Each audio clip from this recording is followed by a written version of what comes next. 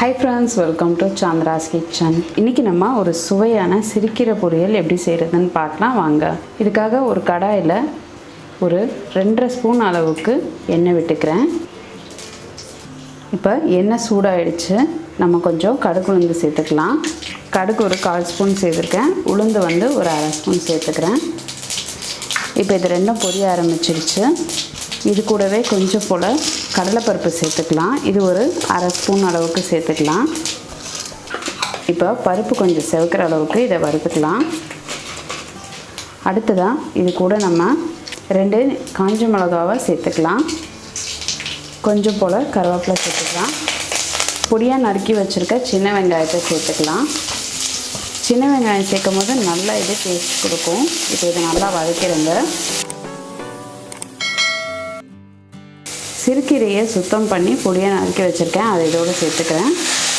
இது வந்து ஒரு கட்டு அளவுக்கு சிறுகீரை சேர்த்துட்டு நல்லா இதை வதக்கிடுங்க.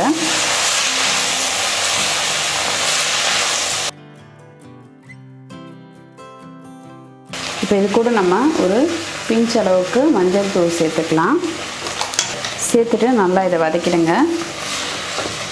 கீரையிலே கொஞ்சம் வந்து தண்ணி விட ஆரம்பிக்கும். அதனால நம்ம தனியாக இப்போதைக்கு தண்ணி சேர்க்க வேணாம். கீரைக்கு தேவையான அளவு கொஞ்சம் உப்பு சேர்த்துக்கலாம். உப்பு வந்து நிறைய சேர்க்காதீங்க. கீரையிலே கொஞ்சம் உப்பு தன்மை இருக்கும். அதனால் கொஞ்சம் போல் சேர்த்துக்கோங்க. கொஞ்சம் வந்து பூண்டை நசுக்கி வச்சுருக்கேன். இதை வந்து நம்ம எண்ணெயிலே வதக்கிடலாம். இப்போ நான் வந்து பச்சையாக கொஞ்சம் பூண்டை நசுக்கி இதோட சேர்த்துக்கிறேன். சேர்த்துட்டு நல்லா இதை வதக்கிடுங்க. தண்ணி வந்து நம்ம சேர்க்க தேவையில்லை. கீரையிலே கொஞ்சம் தண்ணி விட ஆரம்பிக்கும். அந்த தண்ணி மட்டும் போதும். இப்போ இதை நல்லா கலந்துருங்க. இப்போ கீரையில் இருந்த தண்ணி எல்லாமே வந்து நல்லா சுண்டிடுச்சு. இந்த நேரத்தில் நம்ம வந்து ஒரு 2 ஸ்பூன் அளவுக்கு வேர்க்கடலை பருப்பை பொடி பண்ணி வச்சுருக்கிறத இதில் சேர்த்துக்கலாம். இது வந்து கொஞ்சம் கோர்ஸாகவே அரைச்சிக்கோங்க. ஒன்றும் பாதியமாக அதை இதோட சேர்த்துக்கோங்க. சேர்த்துட்டு நல்லா இதை கலந்துருங்க.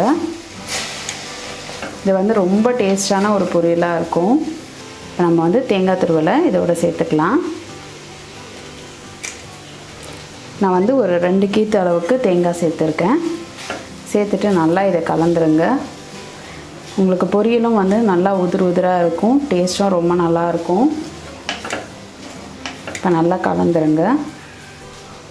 இப்போ நம்மளுடைய சுவையான சிறுகீரை பொரியல் பார்த்திங்கன்னா நல்லா உதிராக வந்து ரெடியாக இருக்குது. நீங்களும் இந்த கீரை பொரியலை உங்கள் வீட்டில் ட்ரை பண்ணி பாருங்கள். ட்ரை பண்ணி பார்த்துட்டு உங்களுடைய ஃபீட்பேக்கையும் கமெண்ட்டையும் எங்களுக்கு சொல்லுங்கள்.